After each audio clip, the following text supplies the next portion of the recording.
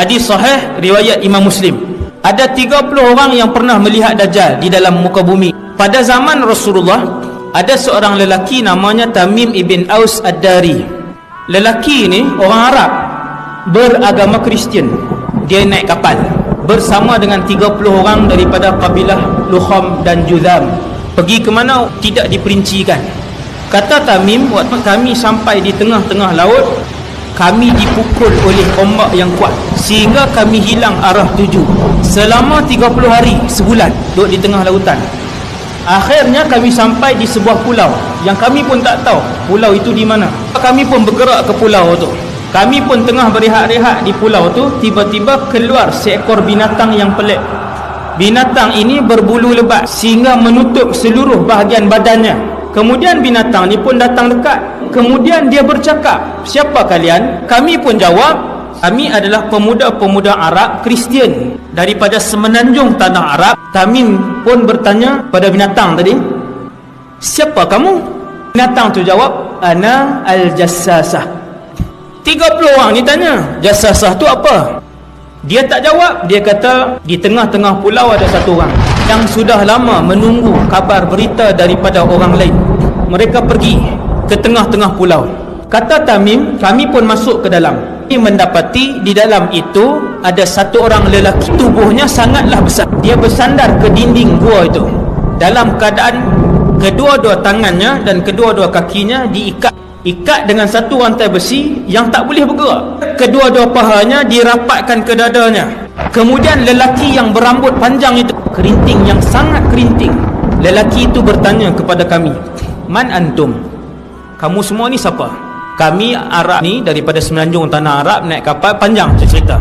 Kemudian kami pun tanya kepada lelaki tadi, "Siapa kamu?" Jadi dia tak jawab. Kemudian dia tanya beberapa soalan, 4 soalan. Soalan pertama lelaki ni tanya, "Kamu semua tahu tak tentang Tasik Tabariyah?"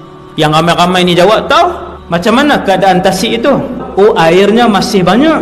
Lelaki ni kata, "Satu hari apabila kamu tengok Tasik itu hampir kekeringan, maka ketika itu aku akan keluar." Tasik Tabariyah ni tasik di mana? Sea of Galilee. Tasik ni ada di Israel. Tuan-tuan boleh tengok Tasik itu hari ini setiap tahun dia mengalami kesurutan. Dia tanya soalan yang kedua, "Bagaimana keadaan ladang Baisan?" 30 orang ni jawab, "Ladang tu masih berbuah, kurmanya banyak." Laki yang kena ikat tu kata, "Satu hari ladang itu tidak akan lagi mengeluarkan buah." Ladang Baisan di Palestin. Ladang Baisan 1400 tahun yang lalu dia ladang kurma. Hari ini 2017, ladang tu dah jadi tanah lapang. Dajjal kata, apabila kalian melihat Nakhlu Baisan tidak lagi mengeluarkan buah, maka ketika itu zaman untuk aku muncul telah hampir. 3. Laki yang kena ikat tu tanya, "Bagaimana keadaan mata air Zughar?" Mereka ni jawab, "Mata air Zughar airnya banyak." Dia kata satu hari mata air itu akan kering. Yang alim yang menafsirkan dan mencari Ain Zughar ni adalah mufti Mesir yang lepas, Dr. Ali Jum'ah. Dia buat kajian dan mereka mendapati Ain Zughar itu merujuk kepada Laut Mati. Laut Mati itu 100 tahun yang lalu penduduk di situ sebut Ain Zughar. Ketika kumpulan ulama daripada Mesir, termasuk mufti Mesir yang lalu, pergi ke situ, orang kampung sebut, "Wahai Tuan Mufti, dulu di sini adalah sebahagian daripada Laut Mati itu." Dia tunjuk satu pokok jauh daripada Laut Mati itu.